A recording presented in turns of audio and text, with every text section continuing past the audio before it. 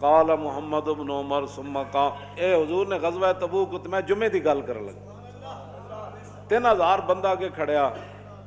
اور پوری تیاری نال آئے بدر دا بدلہ لین، میدان احد وچ کافر کھڑے، مشرک کھڑے،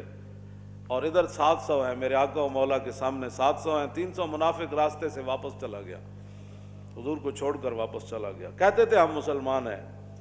ہاں جی کہتے تھے مسلمان ہیں، لیکن حضور کو چھوڑ کر چلے گئے، اور عین اس ٹائم جب حضور پر حملہ ہو رہا تھا تو منافق مسجد نبی شریف میں نماز پڑھ رہے تھے۔ تو بات یہ ہے، قال محمد بن عمر ثم قام رسول اللہ صلی اللہ تعالی علیہ وسلم فقال ایھا الناس اوصیکم بما اوصانی اللہ تعالی بہ فی کتابہ من العمل بطاعتہ والتناہی عن محارمہ